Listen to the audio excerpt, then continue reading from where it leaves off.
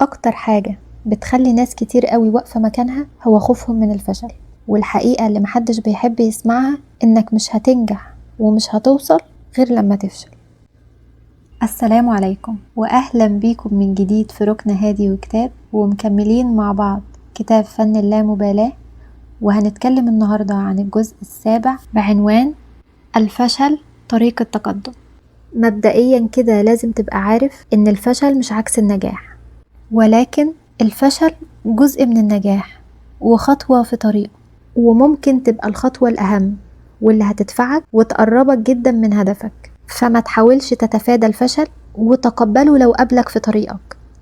تخيل كده الطفل الصغير وهو بيتعلم المشي، شوف كم مرة وقع وهو بيحاول يمشي، ومع ذلك بتلاقيه بيقوم ويحاول تاني، وعمره ما هيجي بباله ان يقول لنفسه لا انا مش هنفع في المشي ده ومش هحاول تاني، وبيفضل يحاول ويحاول لحد ما يمشي في الاخر.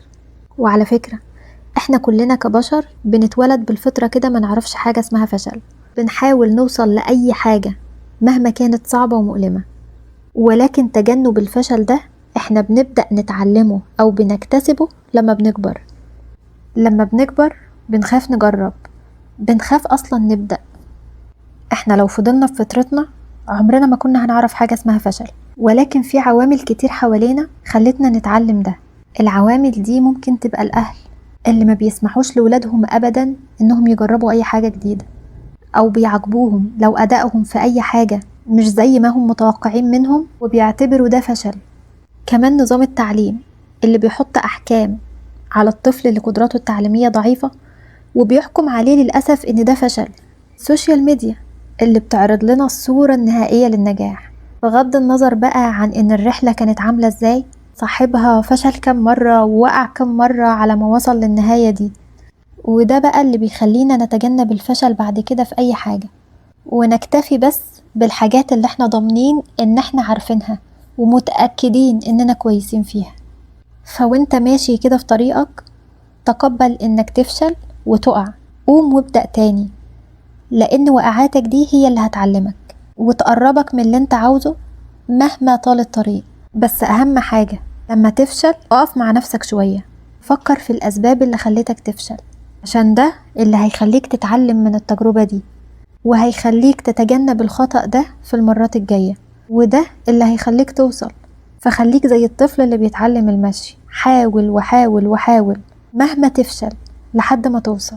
كمان خليك عارف إنك لما بتفشل في حاجة ده مش معناه أبدا إنك خسرت وقتك ولا طاقتك، بالعكس انت كسبت خبرة ودرس تتعلم منه إنك تبقى أحسن في المرات الجاية.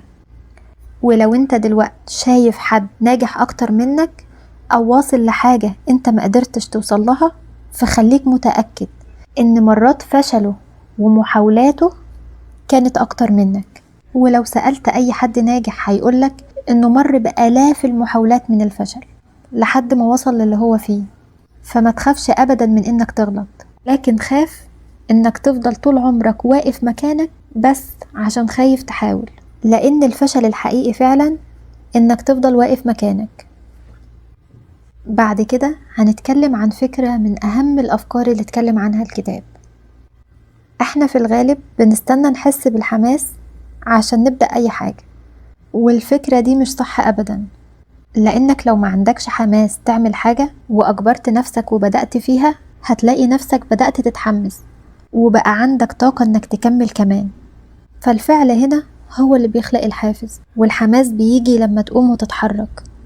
وأنا واثقة إن كلنا مر علينا حاجة زي كده، إننا نبقى مش متحمسين ولا قادرين نبدأ في حاجة معينة، ومجرد ما نبدأ نتحمس ونبدع فيها كمان.